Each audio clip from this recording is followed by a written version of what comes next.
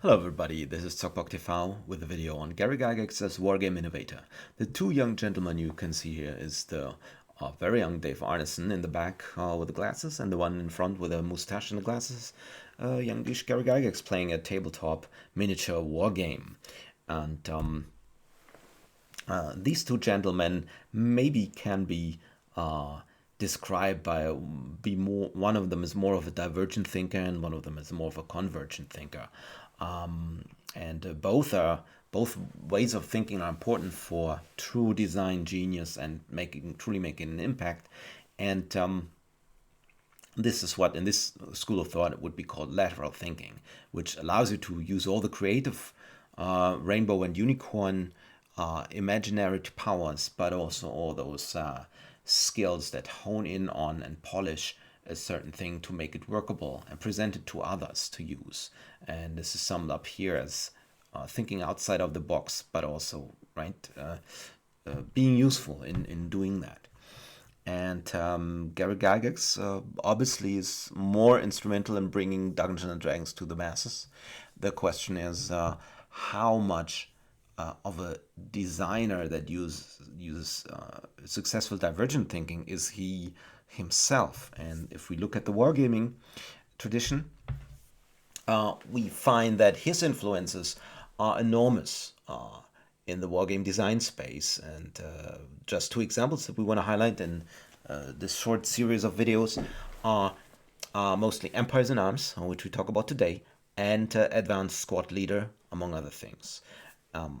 As I said, we're going to hone in on Empires in Arms, but let's note that both wargames are pinnacles of board wargame design, and anyone who knows his way around them, around the hobby, among the wargaming tribe, will definitely back that up, that those two are monsters in their own right, but they're also designed like well-run engines. They are graphically as well as mechanically as well as gameplay wise polished to a degree that maybe has not been reached again yet. So what is Empires in Arms? Empires in Arms is a Napoleonic wargame, a multiplayer wargame. It was designed by Greg Pine and Harry Rowland being a child prodigy basically, who invented Empires in Arms together with his friends at age 12, 13, and he would later on go on to develop World in Flames, another lifestyle wargame, maybe the standard in World War II strategic board wargaming. But his first design jobs are with Empires in Arms. This was later republished by the Echelon Gaming Company and made a worldwide success. It's called a Holy Grail game by many, not so much because it's hard to get, but because it's the epitome of a multiplayer campaign experience, which anybody who had it will come back to you and say, okay, once in a lifetime you should at least start playing in an Empires in Arms game. This is there's nothing like it in the world. How does it work? Well, the most basic form is that it's core-based and has variable hidden strength units, which means that on the back side of the counters, the core counters, you have a designation for this core, and you have written down the actual regiments which are in that counter, in that core. So you have a lot of fog of war that's simulated by that, which is different from many of the hex and counter war games where the strength of the unit and identity are all known to the opponents. The economic system is very robust, very thematical, but also on the point, right? It uses manpower and money, and the relations between spending money and spending manpower are very well modeled, easy to understand because there's a natural understanding going on. Like if you have manpower, you cannot share this with other people. You cannot share recruits, but you can share and give subsidies in the form of money or as a contract, or if you vanquish a foe and make a peace contract, reparations might be within the realm of the game. And it's a very robust and very nicely playable economic system that also takes into account building length of building units, right? You need a year to build a ship of the line. You need 5 months to train cavalry. You might need only 3 months to train infantry, and so on and so on. It's very fun and very well modeled. And then on top of all that, you have a full diplomatic game. Actually, there's a little fun being poked at diplomacy as a game. And what is true that anybody who ever played this will tell you how easy it is to get into the role of the leader of the prospective nation state or empire. Actually, well, very few nation states actually all of them try to be or stay empires, hence the name. And the nuances are all there, so that you really have a full diplomatic game that does not devolve into let's backstab this guy in the last round to make a winning move, or gang up on this guy. It really shows all the historical nuances and the richness of the interaction of 7 individual empires. Some call it, because of these elements, the greatest role-playing game ever. This you will only understand if you play it, but there's an article on Board Game Geek. You might want to check it out to get a taste of what this game is about. If you know it, you don't need to be convinced, and maybe we can get your mouth a little wet to try it once in a life, or maybe twice. On top of that, it has it has a matrix-based battle system, and this is very well regarded. It's a mini game unto itself, and it has anybody who knows it will tell you that it's mind-bogglingly suspenseful. There's a lot of nail biting going on during the battles, and the heart of it is the matrix. And this matrix was inspired and developed. Maybe not designed. Maybe who came? The originator of this matrix is nobody else than Gary Gygax, which we will talk about in a bit. But first, we want to get you a little taste of what makes this Matrix Battle Resolution a mini game unto itself that is so addicting, so interesting. So you got an asymmetric choice of tactics that has to be made before the battle commences. You have your outflank, your assault, your escalator, your echelon, your probe for the attacker. And on the defender side, you can, in addition to that, withdraw, but you can defend, or you can create a cordon of units, which basically very thin line that encompasses the whole battlefield, so that you cannot be outflanked. Right? This is the whole idea, and these interactions are. This matrix leads you into a cell, and in the cell you will see 6 pairs of 6 tuples of numbers, and these each reference the combat resolution chart on the right. So they are further divided into attacker and defender, and into 3 rounds. So for each round you get the tuple telling you which combat resolution chart to use, each for the attacker and the defender. And then the 1d6 is rolled, and this is modified by the commanders, and if you have cavalry superiority, and so on and so on.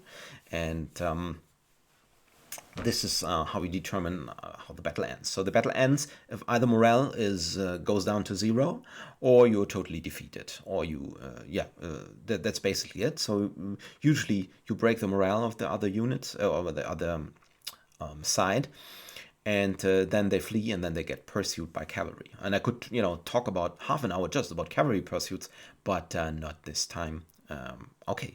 Moving on, we might get a little glimpse about this very nice interaction, which is much beyond rock paper scissors. So rock paper scissors is a very bad model for actual military history, and it's just a crutch for people to talk about some things matching with others and some not.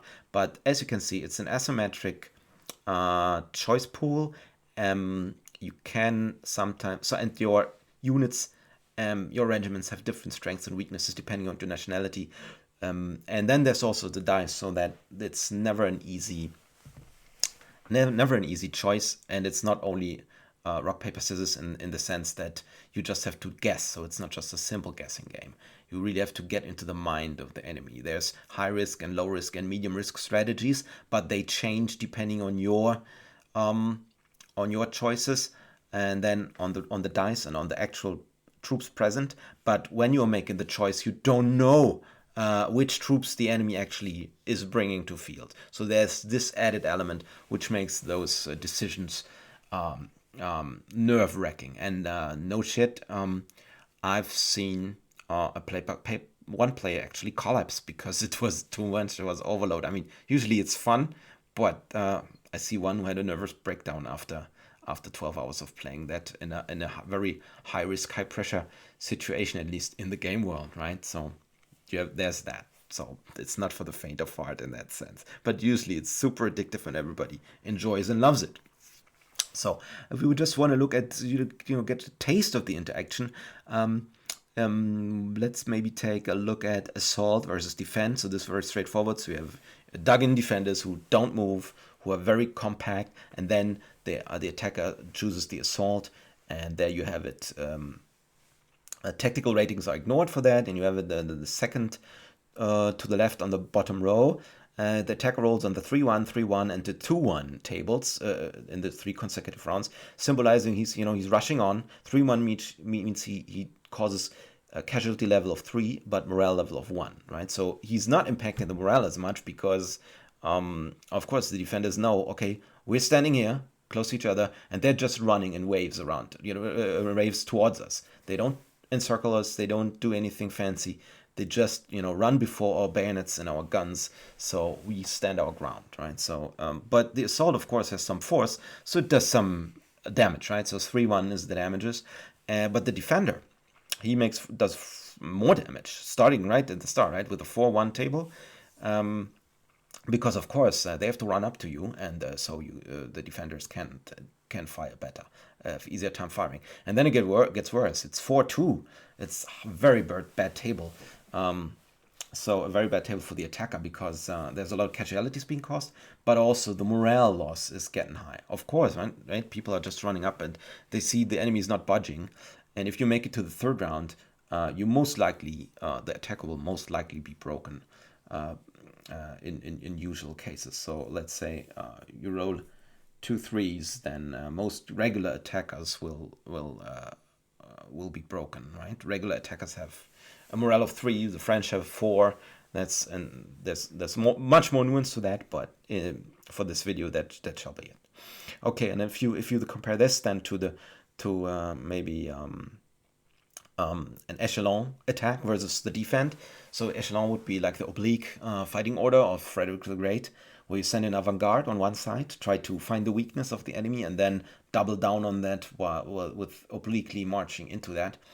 And immediately the tables are turned, right, for the defender. The defender causes a lot of losses in the end, in the beginning, which peters out. So it's 4-1, 3-1, 2-1 for the defender. But at first it's the same as an assault, right? So they have to run up. The enemies have to the attacker have to run up to the enemies, and they get shelled, right? They get beaten on the 4-1 casualty table. But the attackers already know, we will find their weakness if we make it through. So they don't cause a lot of casualties because in the first round, not the whole force is there, right? Just the avant-garde. So only few losses on the one table, but the morale loss is already 3. So it's a 1-3.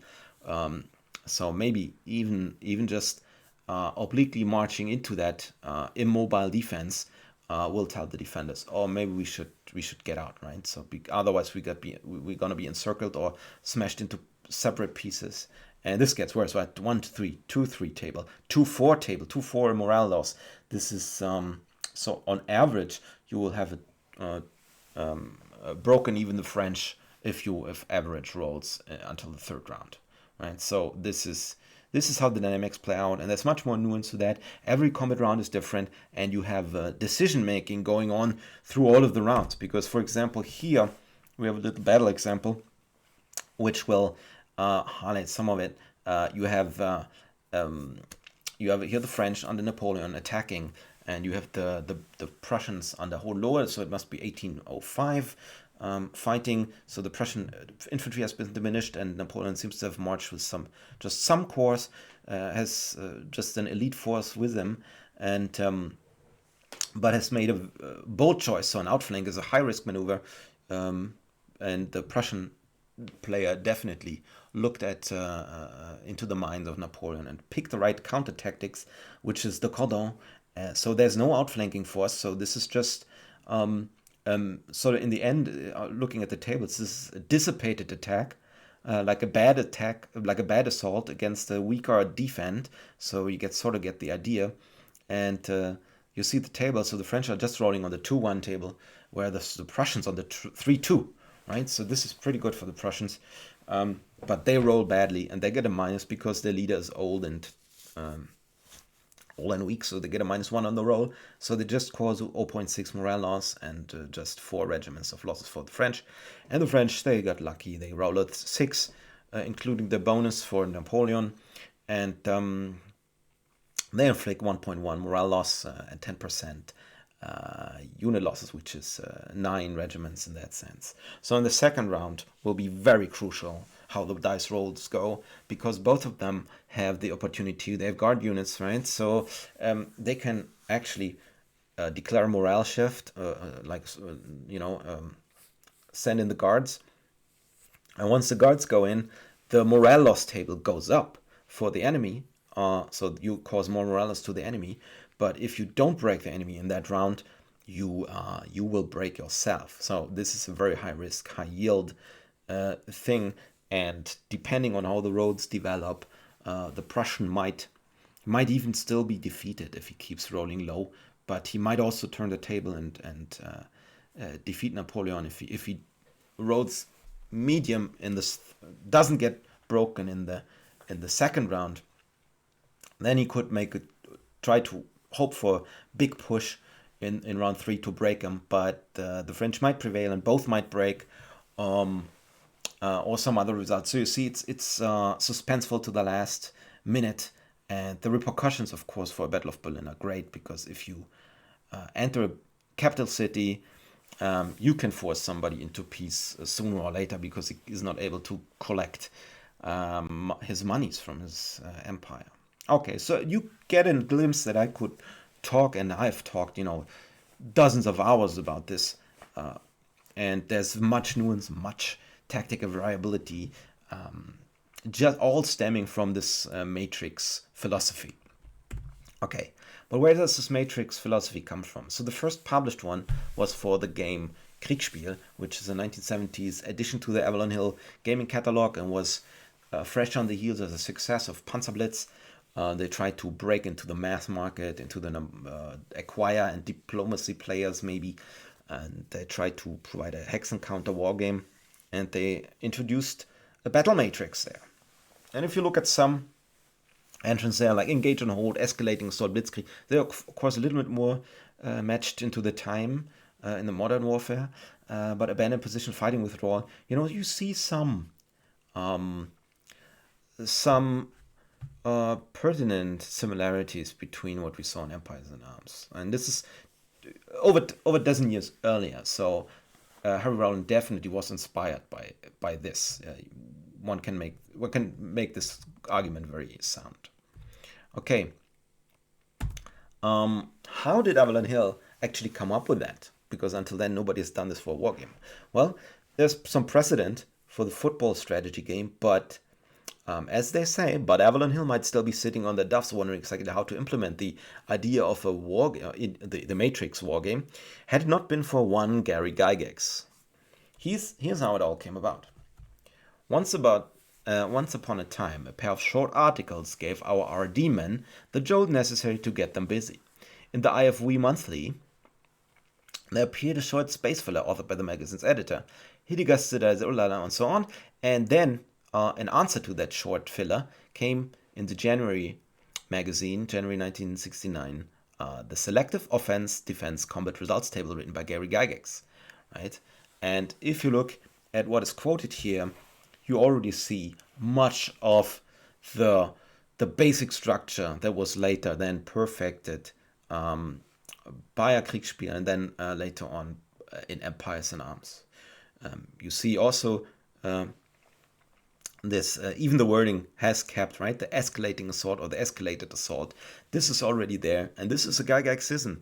You don't find this in military history usually, not in this wording, and that it has kept even through into the rules cyclopedia, where let's say Frank Mansorized version of that table is presented. Yeah, you even got some of the wording that survived to this day. Okay, and these the way how Avalon Hill got this idea is quite interesting. So if you go to the right column, it says putting to use such discoveries, and they do it in quotation marks. So they don't really want to highlight too much. So they want to highlight that they did something or that it's just out there. They don't. They have to give credit to Gary, but yeah, they don't. They still want to be the top dogs, right? They want to be the professionals, and the others are the amateurs. That's quite clear from the article and from all the writing in that time. Has been one of the major benefits of organizations such as the IFW, of which Gary Gygax is a long-standing member, Spartan International, St. John's, U, MSC, and Potron Press. Potron Press, also well known if you know your OD&D history. These organizations are well equipped and geared to consolidate bits and pieces of design ideas into amateur wargames of their own. Oh, how cute, right? Among the many respected games developed within the ranks of the IFV is The Fight in the Skies, which has been displayed annually at the Lake Geneva Convention, become an integral part of their tournament programs. Right, so Lake Geneva Conventions, you must know that later on there was some wars, right, between the Gen Con and the Origins Con that Avalon Hill posted. There was some bad blood between the established guys at the Hill in Baltimore and Maryland and the Lake Geneva people. So there's that. But at this point in time, they have to mention Gygax because they obviously took his idea, and I think he had to have gotten some money for it. But the other scholars, please find this out. I would be interested. It's not public knowledge to my, as far as I know. So they go on to say, there's certainly no shortage of qualified wargame designers. Many such games, of course, follow traditional patterns of design. So patronizing right there. If you don't, and it's these designs that have formed the basis of Poltron Press's test series games, right? Like the tactical game number 4 and what later would become SPI. And the designers of what tactical game 4, that's the precursor to Panzerblitz, which was then picked up by Avalon Hill Game Company. Is designed actually by Jim Dunnigan and Redmond Simonson, as they say that they also admit that they have a qualified staff, but they cannot help but be a little bit more condescending to those non-Avalon Hill designers. They say, are quite adept at molding fragments of outstanding design ideas into games that are fresh and original. Not all of them their games make it, but those who do are often germinated by amateurs who submit their own ideas at random, right? So not a professional process, but it's sometimes, the genius of the Avalon Hill people can pick out some of those gems that the swine of the amateurs have dug up with their filthy noses, and then they will gladly do so, right? And then they quote Gygax. He recently pointed out, the next time you and your friends are discussing wargame ideas, make a note of the novel ones. Who knows what will develop? Your notion about improving wargaming may be just the innovation a game publisher is looking for. The Matrix Matrimony has certainly proved this point for Avalon Hill. Oh yes, and further will, fuel the coffers when they polish it, when other designers, which are not from Avalon Hill, but which are also, teenage amateurs from Australia, would polish this Matrix idea into this monument of peak wargame design that is the Empires in Arms Combat Matrix. I hope this gave you a little idea of how Gary contributed to the hobby, and it might be interesting if you look at the way the Avalon Hill General is written, then you might appreciate more for which tone Gary Gygax was enmeshed at. So Gary's high up from above way of talking is in a way echoing some of the tone that the Avalon Hill and the other wargaming people were pushing around. Okay, Just I don't want to go too much into this because it's sort of like a lobotomized version of the Matrix idea. But you can see in the Mensa War Machine rules, this is actually a quotation from the Aaron Alston version, the rule cyclopedia, but I think the tables are the same. You can see that this is, you can see the pedigree, you can see the matrimony, you got the attack plus, which would be the escalated assault, then the attack, which is the assault, the envelope is the outflank. The trap is sort of, I don't know, that's sort of new. Hold is obviously a defend, and withdraw is a withdraw, but as you can see, this is now symmetric, and which takes a lot of the fun out of it, and there's no proper morale rules in that sense, or they're different, but the general idea is there, right? So plans can cancel each other, and this is just like it's yeah, a lobotomized version of that, but yeah, it's already also in D&D. Okay, so yeah, thank you for listening, and as you might imagine, I could keep talking about this for 2 hours, but this is already long enough. Watch out for the next video on Gary's influence on Advanced Squad Leader, the best and most complex wargame that ever was, and until now, obviously, and yeah, hope you could enjoy some of it. Thank you for listening.